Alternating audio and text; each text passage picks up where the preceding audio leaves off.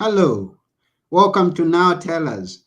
Now, this is where people come and tell us stories. They come and educate us on a subject. They come and highlight an important cause that is affecting the society.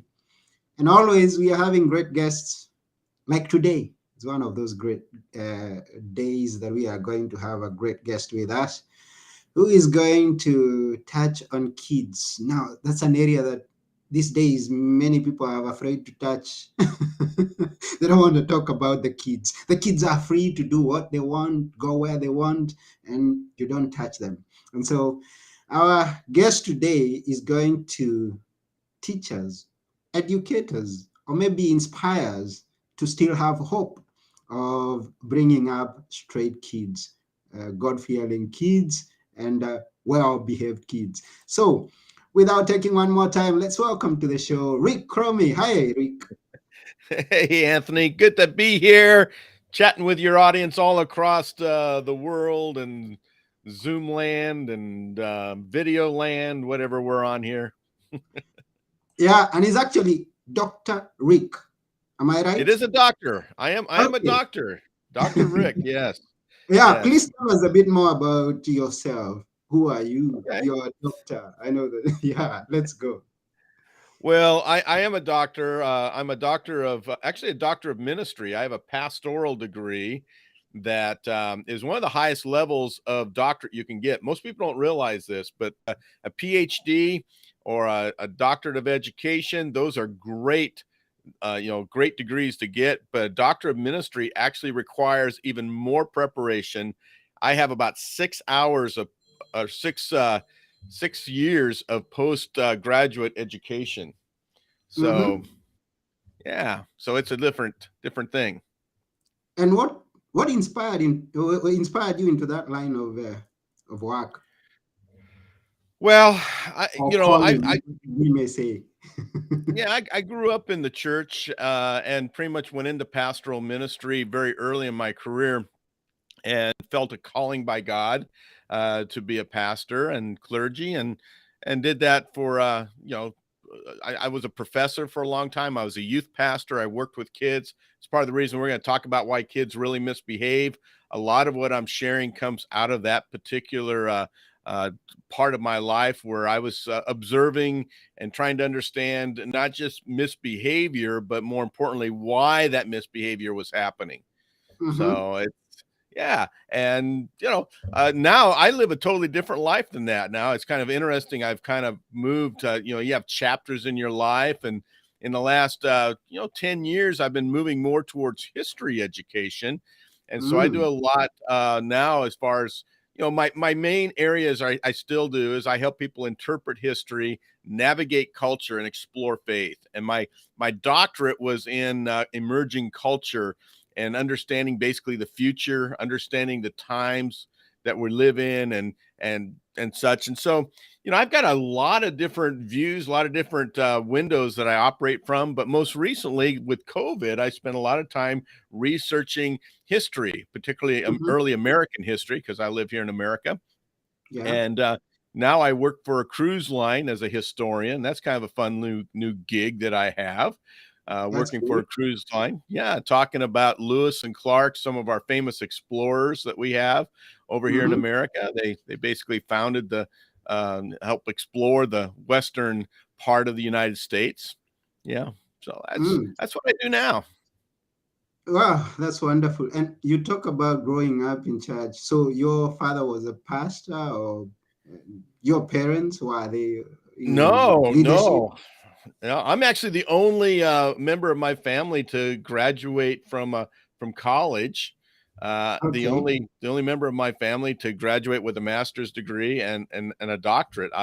My family was pretty much lower middle class. I have my siblings are all very good. A couple of them went to college for a little bit, but they never graduated. And that's kind of the I've lived kind of a different life, but I broke loose. I knew I had to get educated to get out of the area where I grew up in Montana, very western United States. I don't know how familiar you are with the United States, but that the western United States cowboys and Indians and all that was pretty much where I grew up. And I knew I wanted to break out of that, see the world, see all of the United States, travel widely. And, that's what's been really cool is I've been doing this now for good grief, 40 years and speaking professionally since I was 18. And I basically have had a wonderful life going around the world on someone else's dime. They pay for me to come speak to them. So all over Africa, yeah, Africa is one of my favorite places. Yeah, you should go to Kenya. I come from Kenya myself. Maybe you didn't know that. Yeah, well, Kenya. So yeah, we invite you to come to Kenya. Although I'm in Athens, Greece right now, where we have some beautiful history that you should also think about exploring the history of Greece. And they call it the. Yeah, well, in fact, my wife and I, we've had a vacation postponed by COVID now for 4 years, but we plan to be in Israel and Greece this summer. So maybe we'll see you in passing. Oh, so that's gonna be soon. Maybe next year we're gonna meet here as you come exploring and learning a bit about history. Yes. Now, going a bit back, and you tell us that you have experience in the dealing with kids, and you just mentioned to us right now that you have a wife. Because I was going to ask you, do you have a family? Now, do you also have kids? That's something I'm I curious do. about. I have 2 kids. My wife has 2 kids from her former marriage as well. So we have 4 kids together, and yeah, but they're all raised now. In fact, my son was here just last night. Yeah, having supper. They're expecting their second one. My kids are all raised. Her kids are all raised. And what I want to share with you works. It works because understanding why they misbehave is the secret to having some sanity as a parent, or even if you work with kids, if you're a teacher, all this stuff works for you. Yeah, it's good. And I've been hearing this, and everyone who's listening or watching may have heard this before. Now, I kind of imagine from what you've put it, the way you've put it is that you got the kids where you are still in ministry. Now, I've heard this many times. That's a pastor's kid. That's why he's misbehaved. I don't know whether you've come across that. Why do pastors' kids misbehave? Why do pastors' kids misbehave? Well, probably because I know we are going to deal with general kids, but then let's start here. Well, I don't know. I can't speak for other pastors' kids, but my kids didn't really misbehave that much. So I was again, a lot of things I'm going to share with you is about trying to understand why they're misbehaving so that we can nip it in the bud. We can stop it before it ever gets started. Yeah, dive us into it. Let's learn why and also how to proactively discipline them so that they grow up disciplined kids. Yeah, well, first of all, when we look at misbehavior, we have to look at it as there's something wrong. Something's happening in the child's world where they're not connecting, or they're just having an issue with the moment, or they're feeling something. I always find it interesting, like with babies. Babies cry for very few reasons. I mean, they cry because they're hungry. They cry because their diaper is soiled. They cry because they're afraid. Those type of things. So if we can understand that about a baby, and most of us can understand that babies do that, then the same way with children. We need to kind of put some things in our minds to ask these questions. Well, maybe there's something deeper happening here that I need to pay some attention to. And I when I teach teachers and parents on this, and I always say, do you want to be a fire extinguisher? You know what a fire extinguisher is, right? Yeah. Or do you want to be a smoke alarm? A smoke alarm sits up there and it's constantly, sniffing the environment, looking and sensing for smoke, where a fire extinguisher, you only put it into practice when there's a fire. And a lot of parents, a lot of teachers use fire extinguisher techniques. We wait until there's a fire, we wait until there's a problem, and then we put out the fire. We're constantly using fire extinguishers to put out the problem. I suggest be a smoke detector. learn how to detect the smoke so you can head off before a fire ever erupts. Fire is misbehavior. And when that erupts, you have to move the fire extinguishers. But, I have found that smoke detector is a far better way to operate as a teacher, as a pastor, and as a parent. Is that the same thing that they always say that prevention is better than cure? Right, exactly. So there are only three primary reasons why a child misbehaves. And I'm taking notes from this point. okay, Okay, well, three reasons. Let's go. there's only three primary reasons why a child misbehaves. Now, please Yeah. understand, if you're dealing with a special needs child, this does not apply. These are for Mhm. children who are, the majority of children who are not special needs. But my wife, for example, works with a young man who has no arms or legs. He has special needs, and Mm. he misbehaves all the time, but he misbehaves for a different reason. And so you have to kind Yeah. of check that. So I always say that up front. These are for kids that are not special needs kids. These are for Mhm. children that are pretty much probably the type of children we're all going to have. But there's only three reasons why we have misbehavior. Number one is belonging issues. Mhm. Belonging. They don't feel, the child does not feel like they're connected. They don't feel like they're in a grip, if you will. Yeah. When you think about why they're misbehaving, you have to ask yourself, is there a connection problem here? Is there a community problem here? Is there a relationship problem happening? Because Mm. when you don't find belonging, what happens is you chase other ways of misbehaving. In fact, there's levels of misbehavior that works when you don't feel like you belong. Number Okay. one is you just simply try to get attention.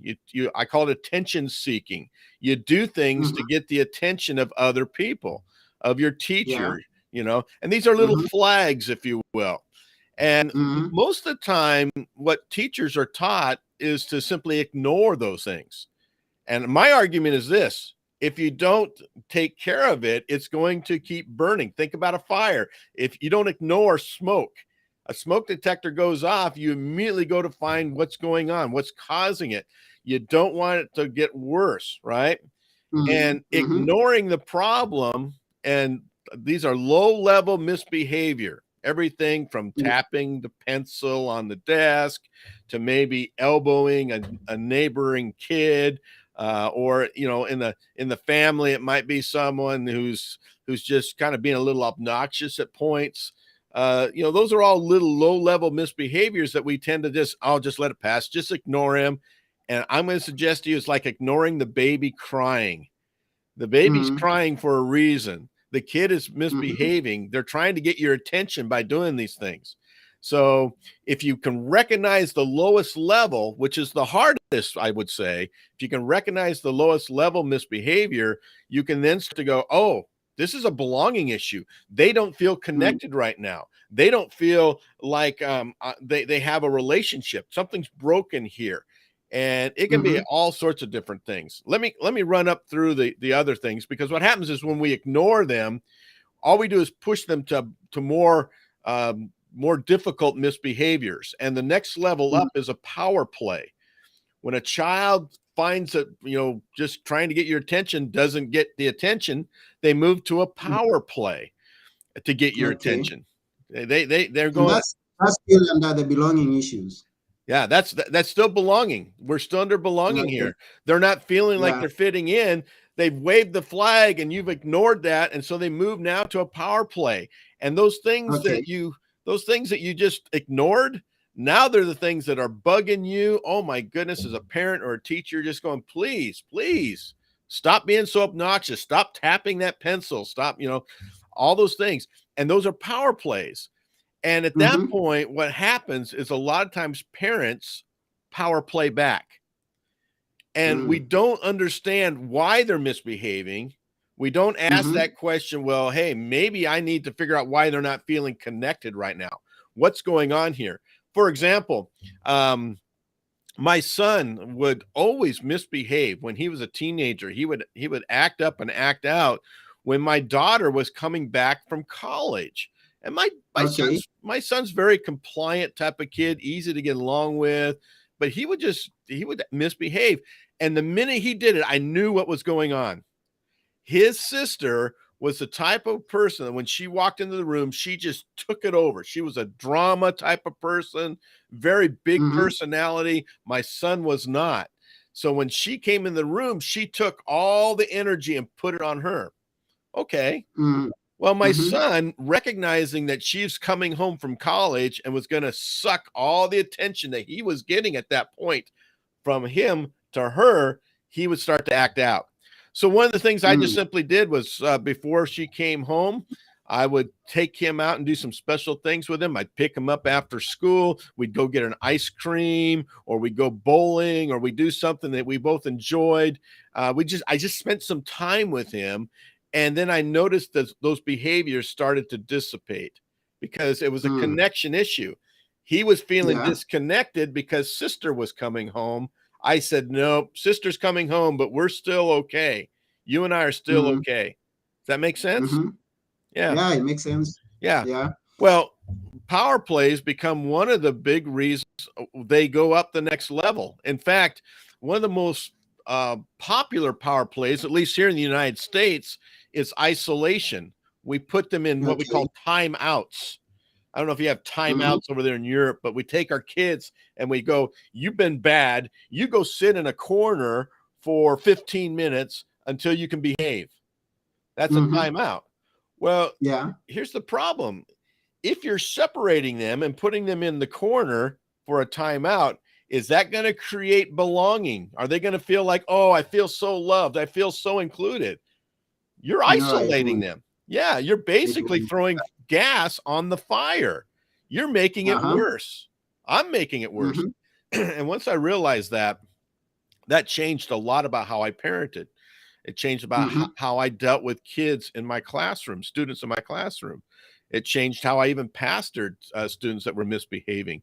I started to realize, hey, separating them was not the issue. They wanted to feel more included, not less included. So Mm. bringing them back. Well, very quickly, I'll just Mhm. kind of hit the last two, because if they wave a flag and you don't pay attention to that, if they move the power plays and that doesn't work, you basically put gas in the fire by separating them or using power plays back. They then move to the next level, and that's revenge, Okay. and that's where it Mm-hmm. becomes personally hurtful. It becomes personally hurtful. They want Mm-hmm. to hurt you. It's not about just, you know, themselves finding that they can beat you. Now they want to beat Mm. you and hurt you at the same time. And I've seen this so many times in my work as a pastor and as a teacher, and even as a parent. I've heard kids say, not to me, but to others, that I hate you. When a Mm-hmm. child says I hate you, that's a revenge statement. When they when Okay. they when they hurt you, when a child lashes out and tries to hurt you by beating on you, those are revenge behaviors. And we better pay Okay. attention to it. We got to pay attention to it, because if you don't, Mm-hmm. you're only going to create more problems. In fact, one of the power plays that we often use with our children is spanking and beating. We'll Mm-hmm. use that Mm-hmm. to get their attention. I got to be honest, I didn't have to beat my kids. My kids Yeah. got very few. It was when they were really, really young. It was more to get their attention with a little bit of a swat on the behind, the rump. But as my kids grew up, we both recognized that that was not exactly the best way to parent and to get behavior back in line. And Okay. there are probably some people in your audience that might disagree with that. That's fine. But I got to tell you, here's the problem with spanking an older child, even a teenager, is all you're doing is Mm-hmm. teaching them how to hurt somebody else. You're hurting them, and they're going to learn how to hurt somebody else. And every bully I've ever met, every bully I've ever dealt with in the classroom, every bully I've ever dealt with as a pastor has always been beat up at home by either his siblings or his parents. You know, he Yeah. learned how to be violent. He learned how to be hurtful, or she did, by being hurtful and beat up at home. So there comes a point where that type of discipline just is counterproductive. It works against what you want to do. And when they get to Okay. that spot where they want to do revenge, they want to hurt you, and they'll do everything they can to hurt you. And one of the best ways they do that is by saying, well, I hate you, because they know that's going to be a killer. They know that you don't want to hear that they hate you. And I've actually heard some Mm. parents say back, I can't believe it, but I've heard some parents say back, well, I hate you too. And oh my goodness. You Yeah. might as well, at that point, you might as well just, call it a day when it gets to that Mm. level. But I've had that too. Yeah. the last level is the child just gives up. They just give up. Okay. They just Mm-hmm. quit because they don't feel like they belong. Yeah. They just quit. And Anthony, at Mm-hmm. that point, they're compliant, but they're only compliant because they're counting the days. They're counting the years. They're saying Mm. there's going to come a day when I'm going to get out of here and I won't have to listen. I won't have to be a part of this situation anymore. I already feel disconnected and I'm just going to wait out my time, kind of like going through a prison sentence, being Yeah. isolated. I'm just going to wait out my Mm-hmm. time. And then when the bars are open and I'm 18 and I can get out of this house, bye-bye. And some kids will Mm. actually fly even before then. So Mm-hmm. belonging is a huge issue. Probably 80 to 85% of all misbehavior is related to a child not feeling like they're fitting in. They're not feeling like they're part of the social moment. They're Yeah. not connected, and I see it in the Okay. classroom and I see it in the home. Mm. What do you think? Yeah. That's a big one. Go ahead. Yeah, that's a big one. And yeah, at this point, I want to thank each and every person who's watching, those who are listening, and those who get to watch or listen even after we are through with this episode. We appreciate you. Please remember to share our show with your friends Yeah. and with those parents who are bringing up kids so that they may bring them up in a proper manner. Yeah. Learning from Rick Chromey. Yeah. Yeah, Well, let's there's go two on. more. There's two more if you Yeah, want. there are two more. There are two more. We just dealt with one. That Yes, was let's go one. on. Well, the second Yeah. one's a little bit more understandable, especially for a teacher and even a parent, Mm-hmm. but it's called boredom. Boredom. Okay. They're bored. And Yeah. this is really easy to understand because all you have Mm. to do is think about a child's attention span. Every child has an attention span and it's directly related to their age. So if you got a 2-year-old, you have a 2-minute attention span. If you have a Mm-hmm. 5-year-old, you have a 5-minute attention span. If you have a 10-year-old, you have a 10-minute attention span. If you have a Mm. 16-year-old, you have a 3-minute attention span or That's 4-minute interesting. attention span. And that's because with teenagers, their attention span shrinks rapidly once they get involved with social media. Social Okay. media, from Facebook or Instagram or TikTok or Snapchat, especially those. YouTube, the average YouTube video is only 4 minutes long. So Yeah. what's happened is their attention spans, once they get involved with social media, and that usually happens in their preteen and teenage years, the attention span shrinks drastically.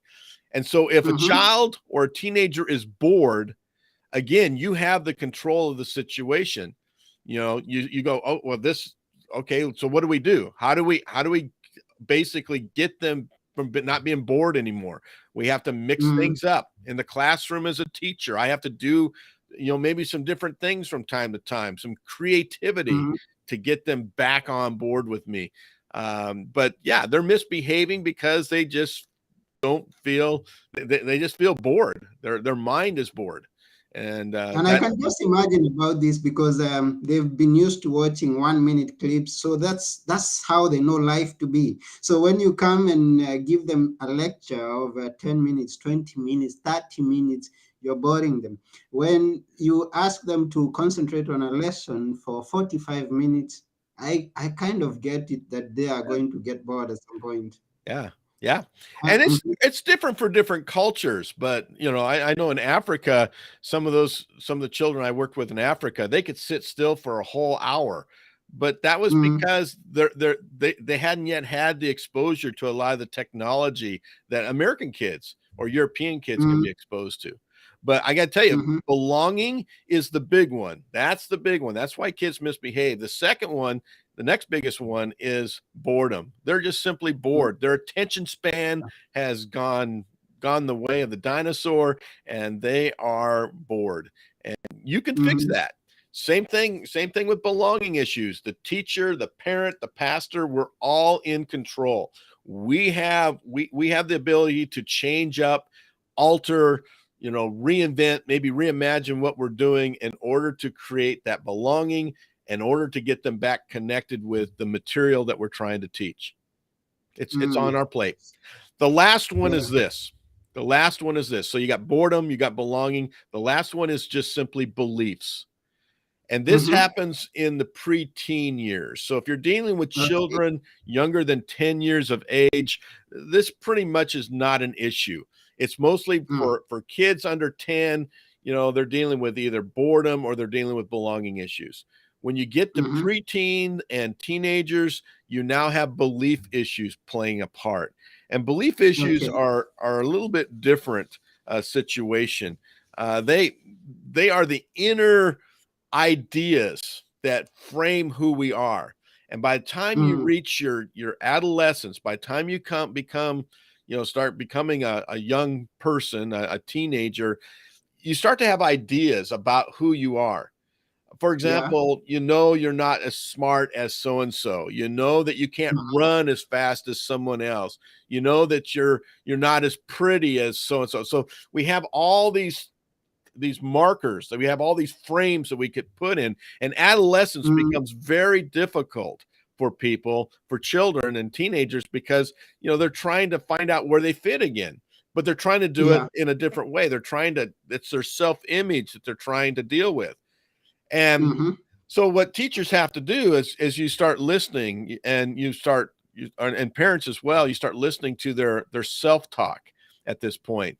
You know, Yeah. well, I'm never going to be good enough. I'm just not going to be pretty enough. I'm Mm-hmm. ugly and all those things. And so you want to listen to that and go, well, why do you feel like you're ugly? Why do you feel like you're not good enough?